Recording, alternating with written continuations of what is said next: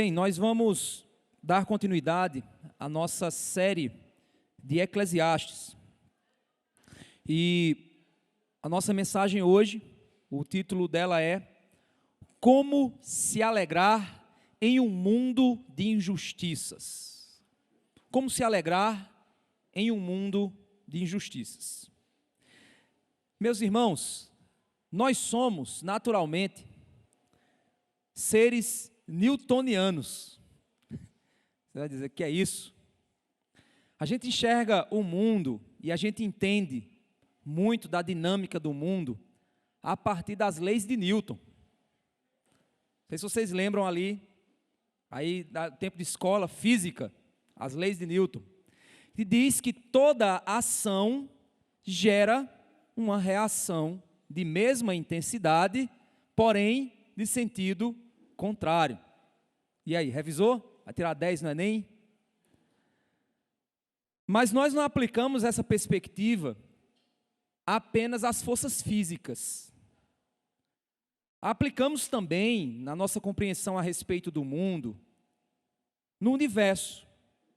Tendemos a considerar uma outra lei, que é a lei da semeadura, que é uma lei bíblica, expressada por Cristo. Nós achamos que a lei da semeadura sempre vai funcionar diante de nossa compreensão limitada do mundo. O que é a lei da semeadura? É aquela ideia de que o homem plantar, ele vai colher. É bíblico isso. A Bíblia nos exorta a plantar no Espírito para colher do Espírito. E que se você plantar coisas más, vai colher coisas más. Mas é aí que está o problema. E quando o inocente é assassinado e um bandido se dá bem? Quando você não cola na prova e se dá mal, e seu amigo colão tira 10. E quando você é um rapaz honesto, isso acontecia comigo, isso é um desabafo, parece ser desprezado pelas meninas, e o cara mais terrível da sala, descomprometido com tudo, cara de cafajeste, chama a atenção delas. Quando você é honesto no trabalho, e seu colega mentiroso é promovido no seu lugar. E quando você prega a palavra de Deus com fidelidade, e a igreja cresce a passos de tartaruga, enquanto a igreja ao lado, ainda bem que não tem, para ninguém dizer que é indireta, a igreja ao lado do pastor coach da prosperidade, parece bombar de gente se dizendo convertido e alcançado pelo poder de Deus. E quando coisas ruins acontecem a pessoas boas, e coisas boas acontecem a pessoas ruins, onde fica a lei da semeadura nessas horas? Onde fica Deus nessas horas?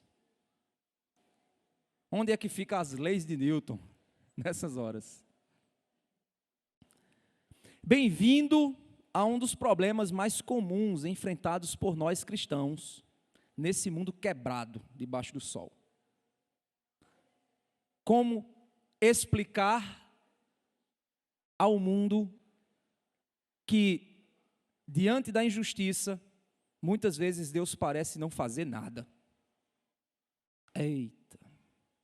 É sobre isso aqui que Salomão vai falar agora.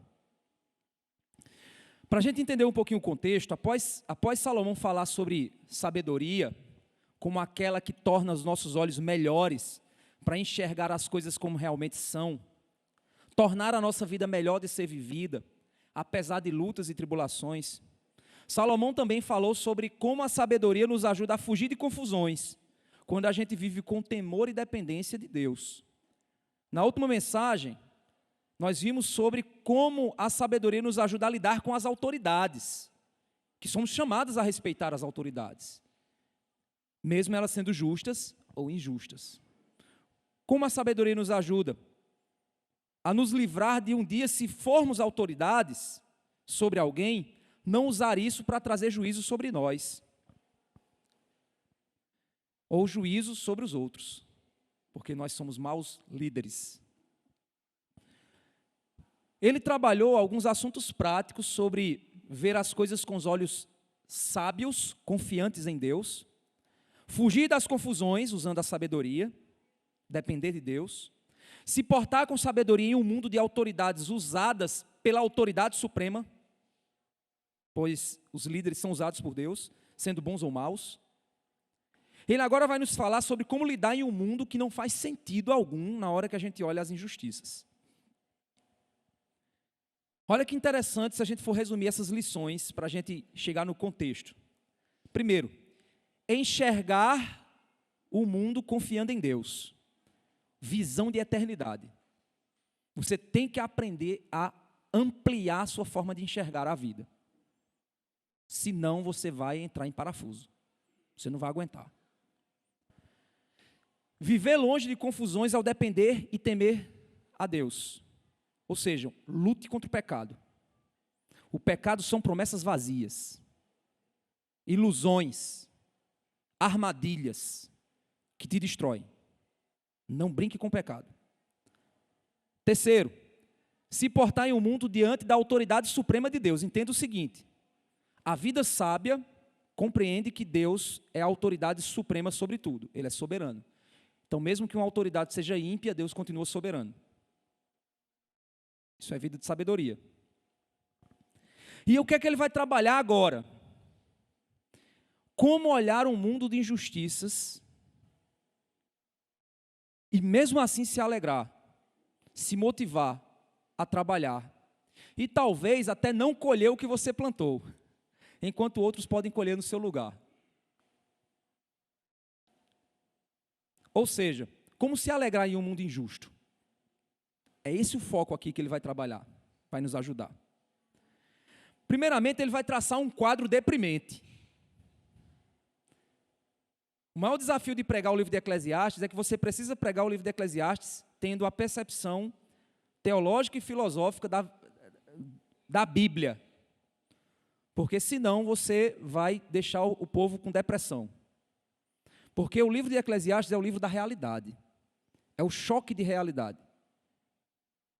E ao nos impactar com essa realidade, a visão maior traz o refrigério de Cristo. E aí nós entendemos que para Salomão só faz sentido a vida sob a perspectiva eterna. Mas ele traça uma realidade deprimente. O capítulo 8, abram lá suas Bíblias, capítulo 8, verso 10, é onde ele vai começar a trabalhar conosco. Capítulo 8, verso 10. Ele vai falar sobre um mundo que desvaloriza os que fazem o bem e honra os que fazem o mal. Olha aqui, capítulo 8, verso 10. Assim também vi os ímpios serem sepultados com honra. Vocês já viram aqueles artistas? Passaram a vida usando droga, fizeram meio mundo de bagunça, mas aí você vê uma multidão indo no enterro do cara. Aquele político que roubou milhões, e aí quando morreu virou santo. Só não é canonizado porque o STF não deixa. Vocês já viram isso? O ímpio sendo sepultado com honra, ao passo que os que frequentavam o lugar santo foram esquecidos na cidade onde fizeram o bem. Ele está dizendo, os que frequentavam o lugar santo, ou seja, as pessoas que buscavam a Deus, as pessoas que serviam a Deus, que faziam o bem em nome de Deus. Ele não está falando dos hipócritas, não, nem das pessoas que estão aí em algumas religiões querendo comprar a salvação, doando alimento para os pobres, que tem organizações que fazem isso. Para eles as obras salvam, então por isso que eles estão fazendo. Não é sobre isso que ele está falando. Ele está falando sobre aquele que realmente fez de fato a vontade de Deus. De fato impactou pela vontade de Deus. E aí nós vemos que ele diz, também isto é vaidade. Ou seja, isso também é passageiro demais. como um vapor. Isso é vaidade. Isso é a realidade debaixo do sol. Um mundo que não honra os que fazem o bem e honra os ímpios. Quantos são os políticos corruptos que são recebidos com honra pelo povo e até se torna elegível de novo? Quantos são os professores maravilhosos que são esquecidos? Eu tive professores fantásticos na minha vida. Lembra daquela professora que morreu após se queimar em um incêndio, porque foi salvar umas crianças? Vocês lembram? Eu acho que era uma creche. Ela entrou no meio do fogo, salvou não sei quantas crianças e morreu queimada. Vocês viram em algum momento ter um nome de rua com o nome dela? Não. Ela nunca foi lembrada. Ao passo de que artistas ímpios, que promovem destruição, imoralidade, são exaltados. Os heróis de toda uma geração passada, porque essa geração agora, aquele tempo de sexo, drogas e rock and roll, aquela geração ali do Iron Maiden, do Metallica, Guns N' Roses, essa galera aí do rock dos anos 70, 80, muitos desses heróis morreram de overdose. Enquanto os verdadeiros heróis são esquecidos em muitos lugares. Quantos são os pastores que estão no interior?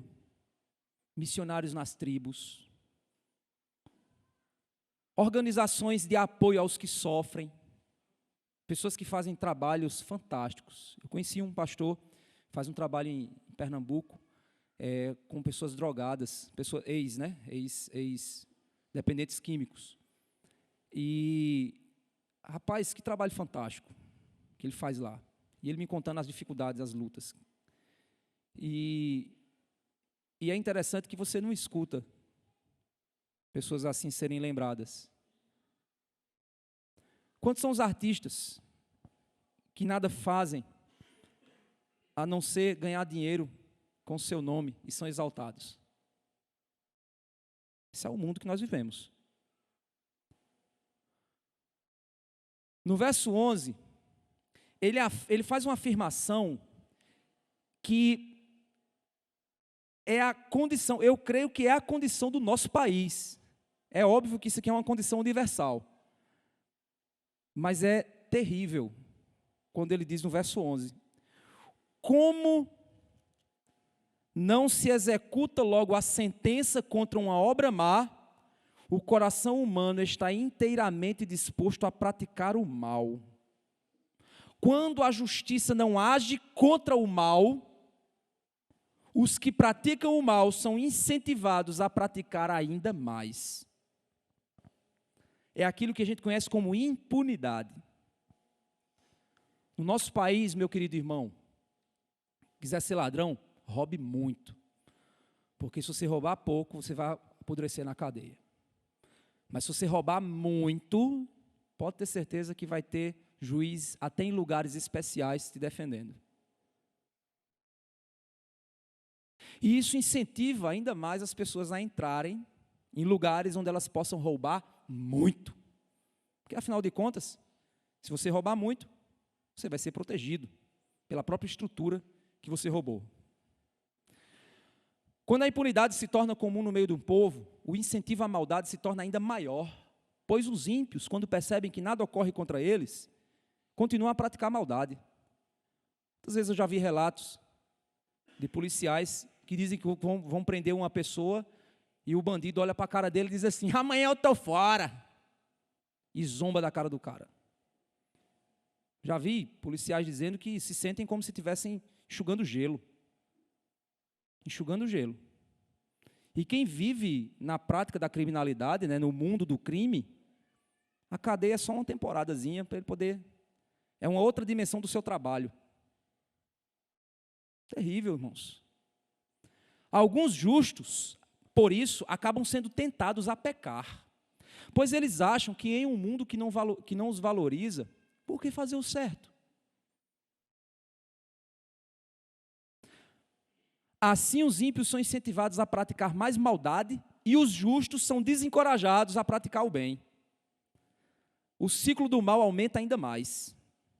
Essa é a condição de um povo debaixo do pecado, com juízes ímpios, líderes omissos e perversos.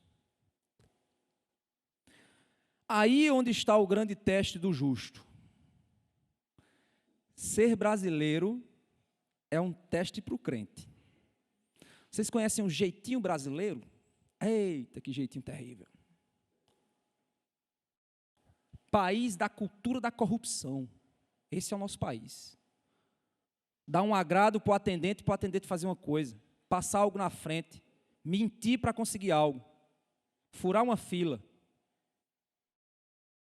sonegar um imposto. Essa é a cultura do brasileiro. Que terrível. Como ser crente em uma geração assim? Isaías, quando foi chamado por Deus, ele disse assim: olha, afaste-se de mim. Sou homem impuro no meio de uma geração de impuros lábios. Muito crente deveria dizer: sou corrupto no meio de uma geração corrupta, de uma nação corrupta.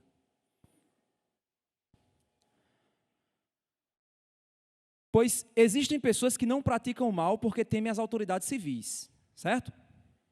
Mas o verdadeiro justo, em seu coração ele não pratica o mal por temor a Deus. E não porque tem medo de ser castigado pelos homens. Você não tem que fazer o errado, não é porque você tem medo das autoridades, não. Por temor ao Senhor, que vê todas as coisas.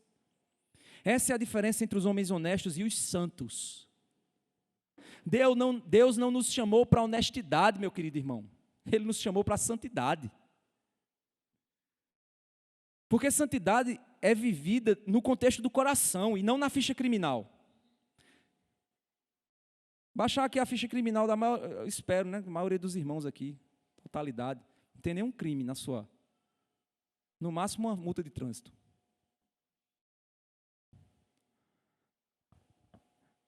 Mas honestidade não é padrão para Deus. Santidade é o padrão. Você está mais preocupado com fazer o que é certo por querer agradar a Deus ou porque tem medo dos homens? Do que podem dizer? Do que você pode perder? Deixa eu fazer uma pergunta para você. Faz aí uma pergunta para si mesmo. Por que você faz o que é certo? Por que você faz o que é certo? Você faz o que é certo porque está preocupado com a perspectiva eterna de Deus diante de você? Ou você faz o que é certo porque está com medo do que pode perder nessa vida? Pois saiba que vão existir momentos que, se você fizer a coisa certa por temor a Deus, pode ser que você perca a oportunidade de ganhar dinheiro, fama, presentes. Você vai perder oportunidades, reconhecimento de pessoas. Ou até mesmo você vai ser preso se fizer o que é certo, quando você tem autoridades que são contra Deus. Você faz o que faz por querer benefício aqui e agora, ou você faz o que faz por causa de valores eternos, bênçãos acima do sol? Esse é o ponto aqui. O que te faz fazer o bem? Medo dos homens, desejo de ganhar coisas aqui, ou temor e amor a Deus? Essa é a diferença do crente para o descrente. Por que a gente hoje tem vivido uma geração de crente fraco? Porque eu fico impressionado. Tem crente que eu olho, às vezes eu comento com o Michel, digo, pelo amor de Deus, como é que uma pessoa dessa é crente há não sei quantos anos e faz esse tipo de coisa? Meus irmãos, eu tenho dentro de mim que não é crente, não. Igual aquele André Valadão, não é crente, você não é crente, não. Não é crente, não. Antiético, enrolão, mentiroso, fofoqueiro. Você diz assim, meu amigo, essa pessoa não tem um mínimo de noção do que é o Evangelho. Porque essas pessoas só fazem o que é certo na sua frente. Porque estão com medo do que você pensa delas. Mas elas não estão nem aí para o que Deus pensa. Estão nem aí para o que Deus pensa. O problema é que quando fazemos o que é certo, só recebemos problemas em nossa vida, enquanto os que fazem coisas erradas acabam parecendo mais felizes do que nós. Eu já tive situações em que eu estava na pindaíba, na tribulação, sendo perseguido por fazer a coisa certa, sofrendo o pão que o diabo amassou, e olha que ele amassou mesmo. E aí eu paro num sinal, quando eu olho para o lado, está uma galera de jovem lá num bar. Eu dizendo assim, meu amigo, essa galera está feliz que só, cara. E eu estou aqui Você talvez já deve ter pensado assim. Nunca pensei assim, pastor. Amém. Então que o céu prepare, porque você vai para lá com tripa e tudo. Começamos a duvidar se estamos no rumo certo mesmo. E isso é natural. Porque a gente sempre mede a vida pelos resultados, irmãos. É o que eu comecei a falar das leis de Newton, da lei da semeadura. Nós vemos aqui agora e não temos a percepção, muitas vezes, de valorizar o eterno. Isso no ministério é batata. Se alguém entendeu o que é batata, né? É certo, é algo que realmente acontece. Você está pregando a palavra, sendo fiel, aí você posta um vídeo, aí você tem lá 10 visualizações. Aí vem um cara conversando besteira, parecendo muito 1000 visualizações. Você chama, amigo, será que eu não tenho que ficar também? Contando piada, contando historinha, no lugar de me concentrar com a palavra de Deus, com a voz de Deus?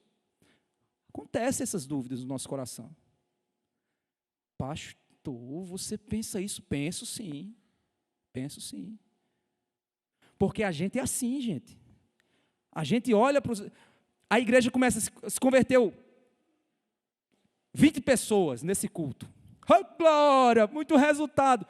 Às vezes, acho interessante que tem uma história de um evangelista, eu não conheço o nome dele, mas esse evangelista, ele organizou uma cruzada evangelística de 1 mês. Se eu não me engano, parece que foi 1 mês. Eu posso errar nos detalhes, certo? Porque faz muito tempo que eu vi essa história. 1 mês, cruzada evangelística nos Estados Unidos. Aí lá, há muitos anos atrás, eles montavam umas tendas bem grandes, e aí o evangelismo, todo dia, pá. Primeiro dia, 1 alma, 2 almas. Aí ele fez um grande movimento e disse, agora eu vou levar multidão para um local e eu vou pregar o evangelho para trazer um avivamento aos Estados Unidos. Aí ele foi lá e fez um evento imenso, divulgou na cidade, encheu o lugar de gente, não sei quantas mil pessoas, pregou.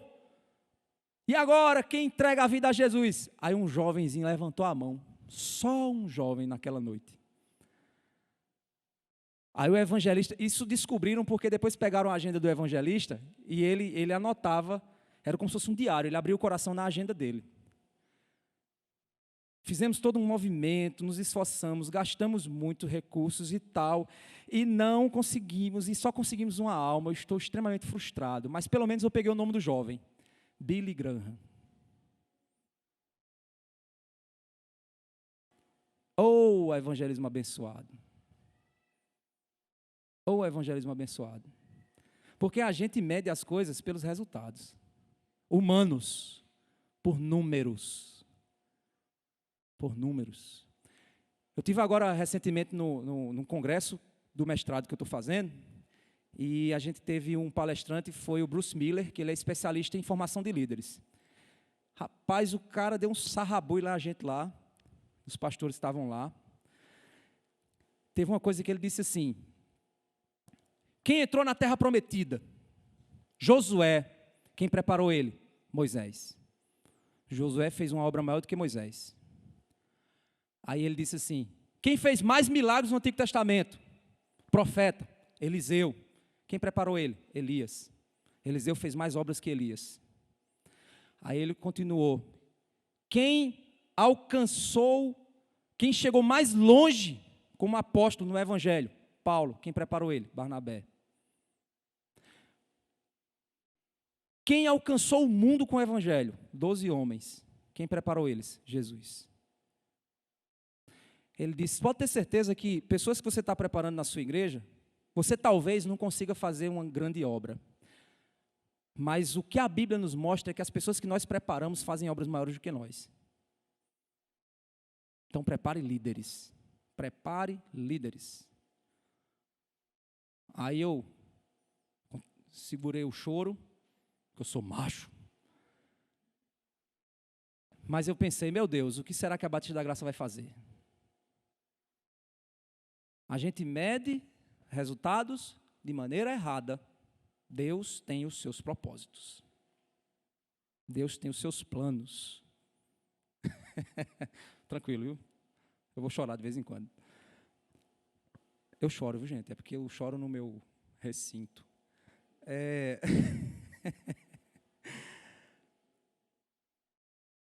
Somos levados a achar que a vida é mera ação e reação, sem um domínio soberano de um Deus vivo.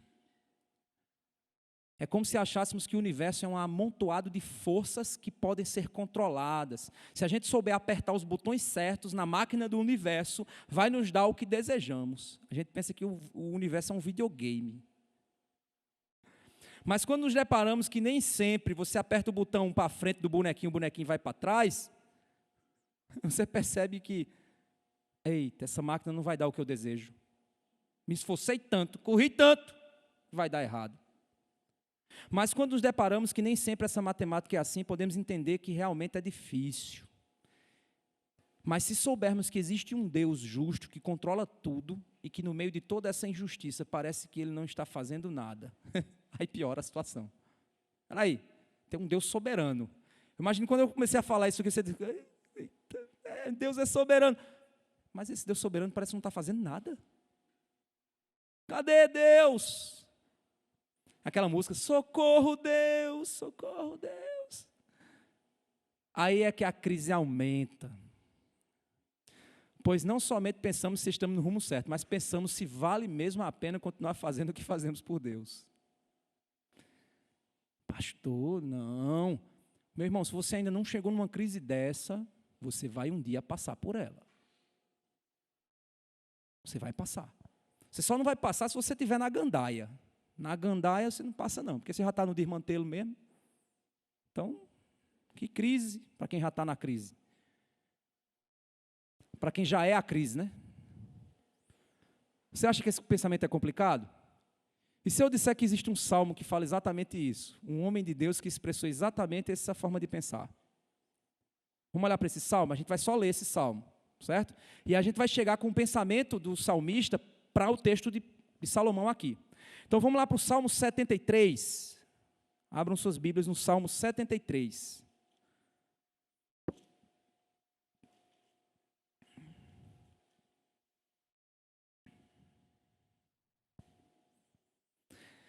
Salmo 73, verso 1. Vamos ler só ler o Salmo. De fato, Deus é bom para com Israel, para com os de coração limpo.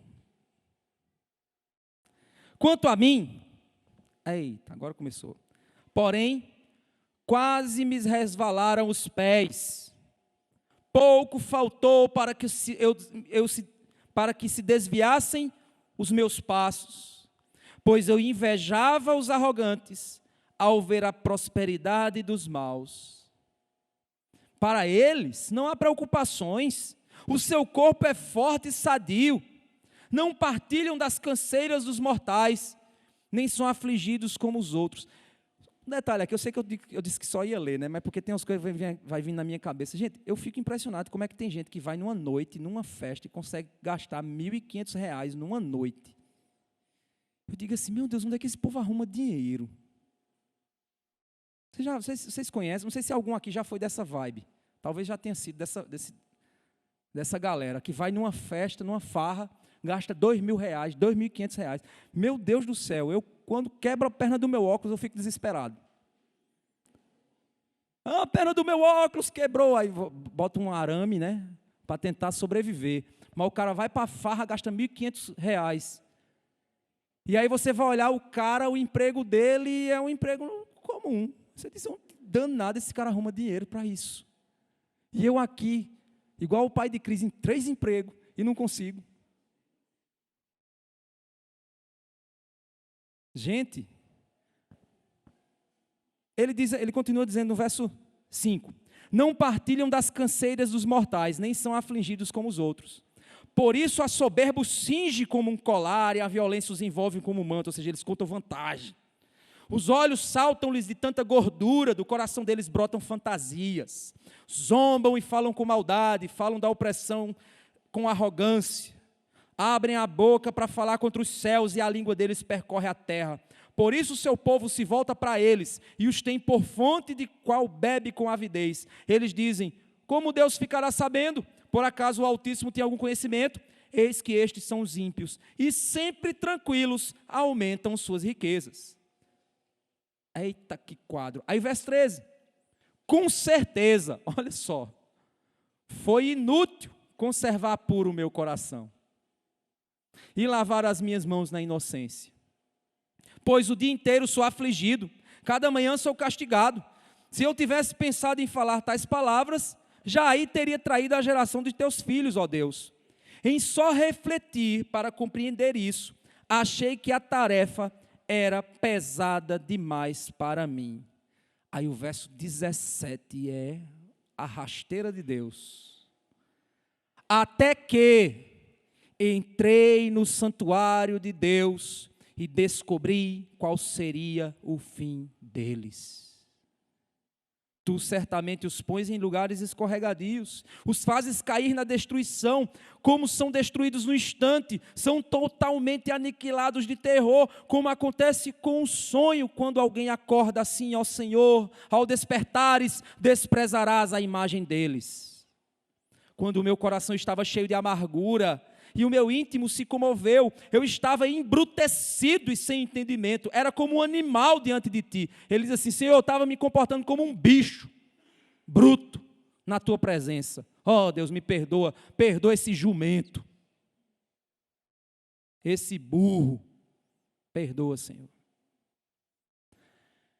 No entanto, estou sempre contigo, tu me seguras pela minha mão direita. Tu me guias com o teu conselho e depois me recebes na glória. Quem tenho eu no céu além de ti? E quem poderia eu querer na terra além de ti? Ainda que a minha carne e o meu coração desfaleçam, Deus é a fortaleza do meu coração e a minha herança para sempre. Os que se afastam de ti certamente perecerão. Tu destróis todos os que são infiéis para contigo. Quanto a mim, bom é estar perto de Deus. Faço do Senhor o meu refúgio para proclamar todas as suas obras. O verso 17 é a chave que Salomão vai usar. Pois é a presença de Deus em nossa vida que muda as coisas. É a recarga da verdade em seu santuário, no meio do seu culto, na confrontação de sua palavra, que somos colocados de volta nos eixos da verdade. E aquele povo que some da igreja, onde eles estão? Bem longe.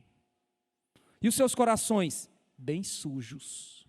E sua vida? Bem fria. O culto não é uma opção, meu querido. É uma necessidade, assim como a coça anseia por águas, a minha alma deseja a ti, Senhor. Você vem para o culto para quê? Você vem para alimentar a alma, para ser confrontado. Entenda que a confrontação de Deus é por meio da palavra. Tem igrejas por aí que é emocional. O culto foi uma bênção. Por quê? Porque teve gente que chorou, gritou, esperneou, pulou, saltou, deu mortal. Isso não é presença de Deus. Presença de Deus é aquela que Asaf teve aqui. Presença de Deus é aquela que faz você ser confrontado e dizer, meu Deus, eu sou um burro. Meu Deus, eu sou um jumento, sou um bicho. Meu Deus, como eu sou complicado. Teve um momento lá de compartilhar, lá no congresso que eu fui agora, aí disseram, pastor, qual é a maior lição que você aprendeu na disciplina sobre autoconfrontação? Foi uma disciplina que a gente pagou sobre, esqueci o nome, mas é a ideia de você se autoconfrontar, olhar para si mesmo, né? Aí eu disse, rapaz, eu descobri minha pior ovelha. Qual? Eu. Pior ovelha que eu tenho sou eu. Ô, ovelha difícil. Porque o pior é que a bicha sabe, mas é teimosa. Ela conhece a Bíblia, no seu limite. Mas mesmo assim, tem coisa que ela teima. Como se fosse um jumento, um burro. E aí, você fica dizendo assim, pastor, isso aí é você. Meu irmão, a presença de Deus é mandatório para a vida do pastor. Moisés, como sacerdote, não que o sacerdócio é de todos os crentes, certo, gente? Eu acredito nisso. Mas o ministério pastoral é aquele ministério ali que Moisés tinha de subir no monte, ouvir Deus falar e chegar para o povo e falar o que Deus falou. Isso é o ministério pastoral. Eu vou lá no meu quarto, no meu escritório, falo com Deus, escuto Deus falando, leio a palavra, estudo a palavra e chego aqui para falar o que Deus falou para mim, para vocês. Então, se estando na presença de Deus eu me vejo assim, se você acha que tanto faz, eu não sou assim não. Ah, meu Deus, coitado de você. Não estou dizendo que você é inferior, não é isso. Mas a autopercepção da nossa miséria só se dá quando nós entendemos quem Deus é e quem nós somos. É essa a necessidade que nós temos de entender como Asaf, quando eu entrei na tua presença, Senhor. Por isso que é tão importante vir ao culto, estar em comunhão com o povo de Deus, buscar a Deus no culto e na vida devocional por meio de sua palavra, se encher da verdade de Deus, nos livra das mentiras que nos cansam em um mundo quebrado. Cansativo, irmãos. Eu sou tão abençoado com os irmãos do Prega a Palavra, os outros pastores missionários. Os dilemas são os mesmos, só muda o endereço. Pastores que estão tentando pregar a palavra nos seus contextos e as igrejas vizinhas lotadas de gente e o cara lá com as ovelhinhas dele lá tentando pregar e as conversões poucas e ele dizendo, meu Deus, será que eu estou fazendo errado? É o mesmo dilema, gente. Aí a gente se junta e começa a chorar uns para os outros, né? Ei, eu estou na mesma, então ou a gente está errado junto ou a gente está certo junto. Os dilemas são os mesmos. Recentemente eu vi estava fazendo meu devocional, aí em Jeremias, chamado de Jeremias, vai lá e prega. Os homens vão te ouvir, vão dar legal para você, estou parafraseando. Massa, pastor, massa, Jeremias, lindo a tua mensagem, Jeremias, mas o coração deles não está nem aí. Então, Jeremias, tu vai pregar, e eles não vão se converter, não. Imagina, cadê Eli? Eli, tá em casa, né? Ah, tá doente. Chegado, Eli, quer ser pastor? Quero, pastor. Pois tu vai cuidar de uma igreja que não vai se converter ninguém, e todo o povo vai se revoltar contra você, vai dividir a igreja e vai... E aí? Você quer? Não, pelo amor de Deus. Não sei, né? A resposta que ele me dá. Se ele quiser servir a Deus, tem que ser assim. Jeremias foi chamado para pregar. Prega. O resultado Deus garante segundo a vontade dele. O resultado para Jeremias era um povo duro, que ele ia passar a vida toda pregando e o povo duro. Aí diz assim, mas Jeremias, um dia, eles vão olhar e vão dizer, eita, houve um profeta de Deus no nosso meio. Imagina, o cara morreu, já está na glória, não sabe nem o que aconteceu. Aí o povo diz, eita, aquele pastor lá era de Deus, isso. E a gente nem ouviu ele. Foi mesmo, foi. E agora? Já era. Entre na presença de Deus, e aí você vai entender, o propósito é muito maior do que o seu plano pessoal. do que seu projeto pessoal, do que sua perspectiva pessoal. Com um olhar renovado, meus irmãos, nós podemos concluir o mesmo que Salomão. Olha o verso 12 e 13. Vamos lá para Eclesiastes de novo, 8. Ele diz assim, 12 e 13, capítulo 8. Ainda que o pecador faça o mal 100 vezes e a vida dele se prolongue, eu sei, com certeza, que tudo correrá bem para os que temem a Deus. Você só afirma isso na presença de Deus. Se você não estiver na presença de Deus, sua mente está contaminada pelo mundo, e você não vai afirmar isso com certeza. Verso 13, mas nada correrá bem para o ímpio, e ele não prolongará os seus dias, será como a sombra, visto que não teme a Deus. Olha que interessante, ecoa muito o que Asaf disse. O fim destes será terrível, o meu não. Ah, mas e se eu for morto, crucificado, como os cristãos perseguidos?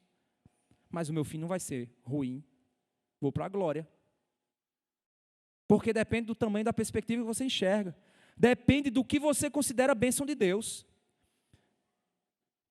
Tem gente que acha que ter dinheiro é bênção de Deus. Não é bênção de Deus ter dinheiro.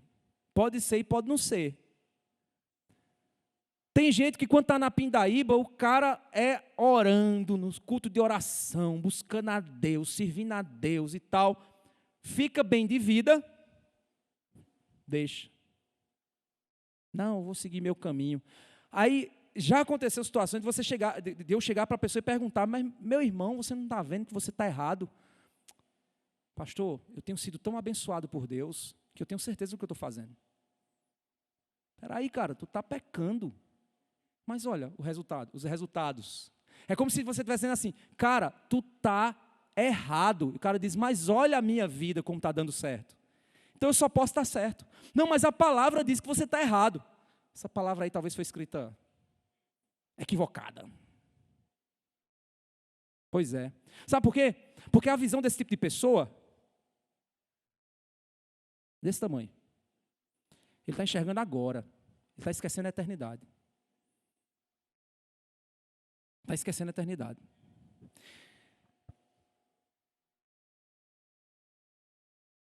Por que devemos fazer o que fazemos acerca do bem que devemos praticar? Por que a gente deve fazer o bem? Por causa de Deus. Por que você tem que fazer o que é certo? Por causa de Deus. Deus não é o gênio da lâmpada que vai fazer suas vontades, não. Você tem que fazer o certo porque Ele é Deus e você é homem. Ponto. Você é servo e Ele é Senhor. Ponto. Você tem que fazer o que é certo porque Ele mandou. E obedeça. Pois Ele não é seu parceiro. Você já ouviu sua mãe dizer isso? A minha já ouvi. Os caminhos dele são insondáveis. Sua justiça é eterna e acima de nossa compreensão.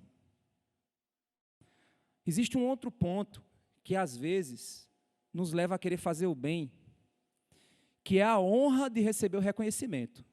Tem gente que gosta de fazer o bem para ser reconhecido. Isso é outro problema.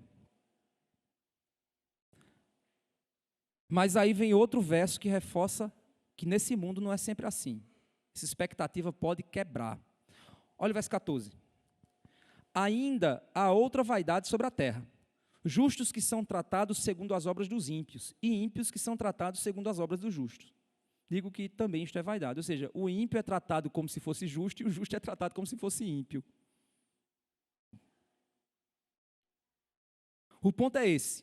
Tentar receber algum tipo de recompensa nesse mundo é inútil.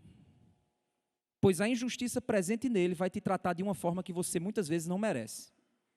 Se você for parar para pensar. Não, mas eu fiz tudo certo. Por isso, fazer o que é correto, achando que isso vai te recompensar aqui, não é a melhor forma de viver nesse mundo. Não é. Pastor, o que é isso que você está dizendo? Quer dizer que eu não tenho que fazer o que é certo. Fazer o certo para ser recompensado aqui não é o caminho. Não é o caminho. O que Jesus disse? Busque tesouros no céu, porque é onde a traça e a ferrugem consomem, e não tesouros na terra. Pois onde estiver o teu tesouro, estará o teu coração. Aí vem a pergunta, Então, por que fazer o que é correto? O que deveria me motivar a fazer o bem, além de obedecer a Deus, como no contexto anterior? Ter salvação eterna e, no fim, buscar a justiça de Deus. O que deveria me motivar, então? Quer dizer que o prêmio só vai ser depois? Vou sofrer, vou passar o problema aqui, mas no céu vai ser melhor, mas no céu vai ser melhor, mas no céu, isso é a vida? Aqui é só fazer o bem e sofrer para esperar se alegrar depois? A resposta dele vem na sequência. Olha o verso 15. Por isso, exalto a alegria.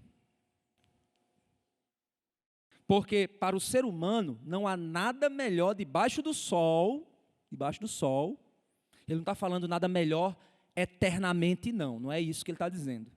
Não há nada melhor nesse mundo quebrado do que comer, beber e alegrar-se. Aí os jovens vão dizer, então vou assistir aqueles memes da internet. Não, isso não é alegria, isso é bobagem. A alegria é muito mais profundo do que ficar, olha a besteira do cabo, pelo amor de Deus, os jovens hoje estão ficando idiotas. Desculpa o termo que eu usei, mas é verdade. Rir de coisa boba é engraçado, às vezes eu e Tom, a gente de vez em quando compartilha um com o outro umas coisas bobas, Stefano também, compartilha com pastor, isso aqui, aí a gente ri, é uma bobagem, não tem problema. Mas achar que isso é alegria, não, isso é risada, isso é engraçado, é bobo, é o humor, mas não é alegria. A alegria é muito mais profundo. A alegria não é também ficar assim, a alegria é muito mais profundo. Exalto a alegria, beber, comer e alegrar-se, pois isso o acompanhará no seu trabalho, isso o acompanhará, ou seja, estará com você, no seu trabalho, nos dias da vida que Deus lhe dá, debaixo do sol. Paulo disse aos Filipenses, alegrai-vos no Senhor, outra vez digo, alegrai-vos. Meus irmãos, a alegria não é uma opção para o crente, não. A alegria é um mandamento. Como, pastor? Entenda, a alegria não é emoção. A emoção faz parte da alegria. Deixa eu te explicar. Não estou alegre. Porque a minha emoção está mostrando que eu não estou alegre. Mas eu posso estar contente num contexto geral. Posso, mesmo chorando. É aquela velha pergunta que as crianças fazem, né? Samantha já fez essa pergunta. Foi uma bênção que a gente recebeu uma vez, aí Michele começou a chorar. Aí Samantha olhou e fez, mas mamãe, se isso é bom, por que a senhora está chorando? É a dúvida padrão, né? Choro é sinal de que você está triste. Mas não existe choro de alegria? Existe. Então não é emoção. Não é uma emoção em si. Não é reduzido à emoção, apesar de fazer parte. Alegrar-se vai parecer redundante, é regozijar-se, é sentir prazer em Deus. Isso é alegria. Eu não vou aqui trabalhar o conceito mais profundo de alegria, porque não vou ter tempo. Mas você tem buscado a verdadeira alegria? Pastor, tem uns amigos que dão altas gargalhadas com ele. Não, eu acabei de falar que não é isso. A verdadeira alegria é diferente. Ela é eterna. Ela é profunda. Ela é duradoura, mesmo quando a dor vem. Ontem eu fiquei tão abençoado com os jovens, né? Os jovens se reuniram, fizeram, né? Ele chegou para mim, pastor, posso fazer uma? Pode, meu irmão, vá lá. Fiquei feliz, legal, beleza, vá lá, dei toda a força. Orientei, mostrei, ele foi. Aí a foto lá dos jovens, se alegrando e tal. Fiquei feliz com aquilo. A minha alegria é ver os jovens reunidos. Não é uma alegria por causa do momento, mas pelo que ele significa. Você está entendendo? É muito mais do que só dar uma gargalhada. É o que significa. Você já parou para Sabe esse período frio que passou agora? E você deitado, estava deitado com minha esposa, no meu edredom, quentinho. Você já passou aquele momento em que você olha assim, aí você lembra que tem pessoas, infelizmente, isso é triste. Eu estava em São Paulo agora, e aí a gente estava pegando o carro para ir para o aeroporto e o trânsito parado. Mas por que o trânsito está parado? Aí o pastor foi lá e ligou o rádio. Quando ligou o rádio, gente, que notícia triste. Eu fiquei assim, derrubado por um tempo. 3 pessoas morreram congeladas na rua. 3 mendigos.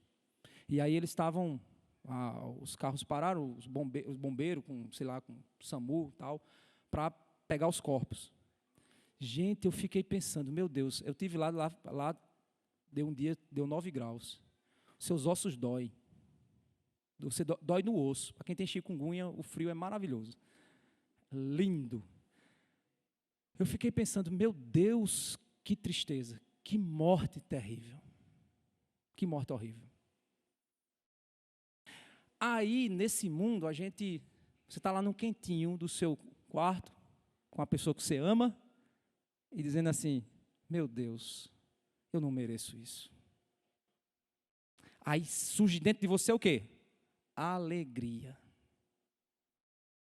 Alegrei-me quando me disseram. Então, toda vez que vocês ouvirem essa palavra alegria na Bíblia, não é que piada boa. Não, é mais profundo. E isso depende da forma como você enxerga a vida. Gente que vive triste, gente descontente, gente que só reclama, o problema dela não é a vida dela, o problema dela são os olhos dela.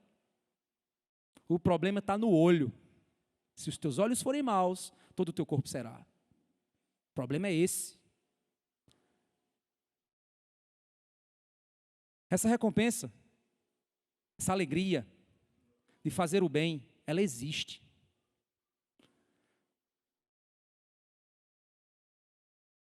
Nos recompensa na eternidade. Essa recompensa pode começar a ser provada aqui. E agora, quando você aprende a se alegrar. Tem gente, às vezes a gente está na luta, né? Aí tem irmão que chega assim, pastor, a vida cristã é luta, viu? É mesmo, é luta. Mas olha a quantidade de alegria que a gente tem. É verdade, vida cristã é luta, é batalha, é pancada. Meus irmãos, o ministério pastoral, meu amigo, é complicado. Mas eu não troco por nada. Não. Oportunidade de Deus que Deus me chamou? Não. Porque existem alegrias tão profundas, que vale todo o sofrimento, que vale toda a dor. Mas você precisa desenvolver uma forma de enxergar. E ela existe. Ela existe. Pode ter certeza. Então, se você hoje não é uma pessoa alegre, no contexto do que eu estou explicando, o problema não é a tua vida. Se você está esperando receber alguma coisa para se alegrar, não é a coisa, é você o problema. São seus olhos o problema. Eu não tenho como ensinar você isso, eu também estou aprendendo.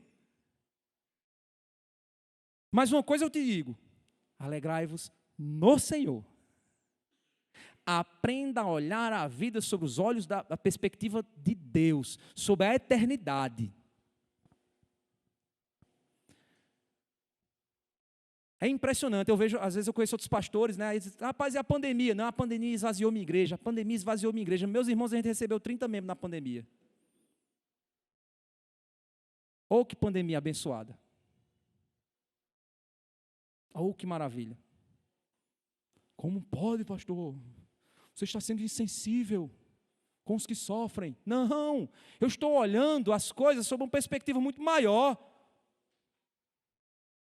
Eu nunca esqueci um pastor uma vez pregando, e ele falou assim, ele disse que está lá o irmãozinho no hospital, lutando pela vida, e aí, sentindo muita dor, muito sofrimento, e aí ele começa a perceber que está se aproximando do seu fim. Aí está os irmãos na igreja orando, Senhor, não deixa ele ir, não deixa ele ir, não deixa ele ir. Não é que você não possa orar, não deixa ele ir. Aí ele disse que uma vez estava assistindo a Era do Gelo, e estava lá aquele esquilo que ele vive o filme inteiro correndo atrás de uma noz.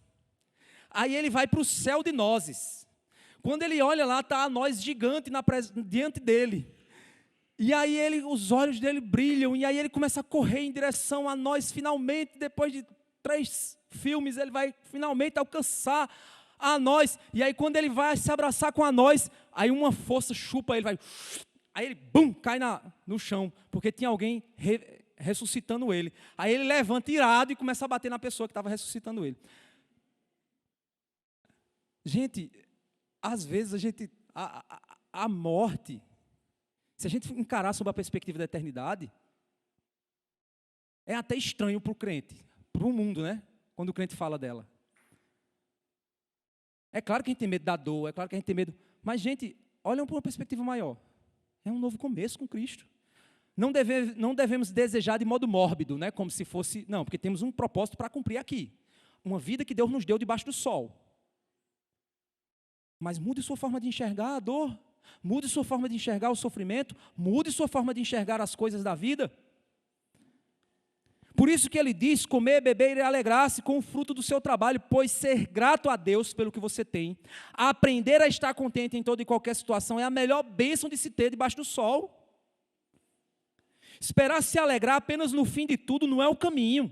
Se alegrar na trajetória da viagem, da peregrinação que estamos, é uma forma maravilhosa de viver. Dessa forma, quando você aprende a se alegrar com a viagem antes de chegar ao destino final, você aprende a se alegrar mesmo que alguns buracos apareçam no caminho. Eita, que essa viagem de volta tinha um que eu quase que o carro girava ao contrário. Eu disse, meu Deus, meu carro vai quebrar. Eu fiz o seguro agora com o Lucas. Vou acionar Lucas. Já pensei logo em Lucas, cadê ele? Eu disse, Lucas, eu vou ligar para Lucas. Dessa forma, quando você aprende a se alegrar com a viagem antes de chegar a esse destino, você aprende que mesmo que os buracos venham, quando o buraco da estrada vier, você vai ficar triste, é verdade, é natural, você vai entender, mas tem que superar a tristeza, aprender e recomeçar de onde parou. Mas antes que o buraco viesse, você estava alegre, e agora, após recomeçar, vai aprender a se alegrar mais ainda, quando olhar que aquele buraco fez parte do teu crescimento. E aí vem o próximo ciclo. Uma certeza que você tem de que a boa obra que o Senhor começou em nós, Ele vai completar. Isso é uma promessa de Deus. Não é aquelas promessas de Deus vão se cumprir na tua vida, meu irmão. Não, promessa é que a boa obra que Ele começou em vós, Ele há de completar até o dia de Cristo Jesus. Essa é a promessa de Deus. Todas as coisas cooperam para o bem daqueles que amam a Deus e são chamados segundo o seu propósito. Isso é a promessa de Deus. Receba, meu irmão. Ô, glória, levanta a mão aí. Ô, recebi, pastor. Oxe, pouca gente quis receber. Por isso, o pior pode parecer o melhor às vezes. Lembra a mensagem que a gente falou disso? Fugir do pecado é uma necessidade para achar alegria, para não se meter em confusão e depois se arrepender do que se meteu. Saber se portar diante da autoridade suprema do Senhor, em autoridades muitas vezes falhas, é um caminho melhor.